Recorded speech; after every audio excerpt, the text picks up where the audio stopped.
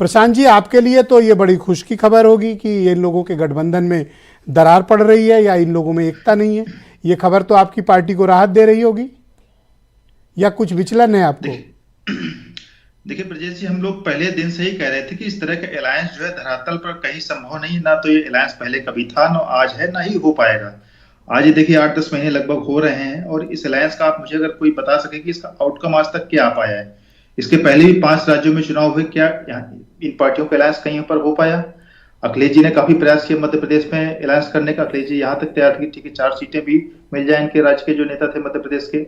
उसके बाद ही कमलनाथ जी ने कह दिया कि अखिलेश क्या है, अन्य राज्यों की तो बात भी छोड़ दीजिए। लोकदल भी कई सीटें वहां पे मांग रही थी राजस्थान में, लेकिन केवल लोकदल को एक सीट मिली जो ऑलरेडी भरतपुर की सिटिंग सीट थी।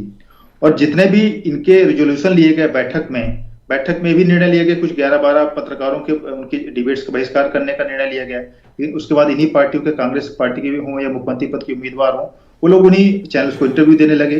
इस पे भी काफी रार हुई। तो अगर इस तरह का कोई अलायंस अगर एग्जिस्ट करता है, मैं तो कहता हूं, तो उस अलायंस का आज तक आउटकम क्या है? और अलायंस की पहली कसौटी होती है सीट समझौता, सीट शेयरिंग। अभी तक तो सीट शेयरिंग की कहीं कोई बात हुई नहीं है। आप अगर खाली टीवी डिबेट्स में तो खाली अलायंस दिखता है ना ब्रजेश जी, धरातल पर कहीं दिख रहा हो तो बताइए भाई। इनको तो जो आपके मुताबिक कोई अलायंस तब बेहतर दिखता है या स्वस्थ होता है जब सीटें बढ़ जाएं? निश्चित तौर पर देखिए भाई, तो क्या आप मुझे बता सकते हैं कि आपने अनुप्रिया पटेल को, संजय निषाद को, ओम प्रकाश राजभर को कितनी सीटें दे दी?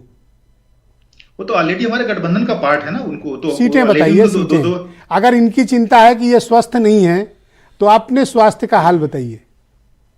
हमें किसी की चिंता करने की आवश्यकता नहीं, हम केवल अपनी पार्टी की चिंता करते हैं। और हमारे साथ जो अलायंस हैं सभी मजबूती के साथ टिके हुए हैं, चाहे विधानसभा में जो अलायंस थे, चाहे लोकसभा में। और हमने कभी आज तक किसी अलायंस को छोड़ा नहीं। अगर जो भी लोग गए किसी कारण से, अपनी इच्छा से गए, हमने किसी अलायंस को छोड़ा नहीं। आप वो तथ्य और तर्क दीजिए कि इनके यहाँ वैचारिक सहमति नहीं है, ये कभी एक नहीं थे, सीट नहीं बांट पा रहे हैं।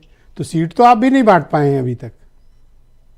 हमारी सीटें तो बटी हुई है ना। अनुप्रिया जी की 2 सीटें हैं। पिछली बार निषाद पार्टी 1 सीट पे लड़ी थी, राजभर जी विधानसभा में हमारे साथ 17 में लड़े थे। उसके बाद निषाद पार्टी को आप 1 सीट दे रहे हैं और अपना दल को 2 सीटें। नहीं, मैं ये नहीं दे रहा हूं। मैंने कहा पिछली बार हमारे ऑलरेडी पार्ट हैं। ये जहां इंडिया अलायंस की बात है, ये लोग, इनका अलायंस पिछले चुनाव में नहीं था ना। इनका तो अलायंस बनना है, तो इनको डिसाइड करना है। और चूंकि मुख्य बात है कि ये सारे जितने भी घटक दल हैं इंडिया अलायंस के साथ में, इनका जो प्रादुर्भाव हुआ है कांग्रेस विरोध पर हुआ है। ये सारी पार्टियां कांग्रेस विरोध के आधार पर बनी है। तो इनका कांग्रेस। थैंक यू प्रशांत जी, हमारे साथ जुड़े रहिएगा। मैं दीपक मिश्रा को इन्वाइट करता हूँ।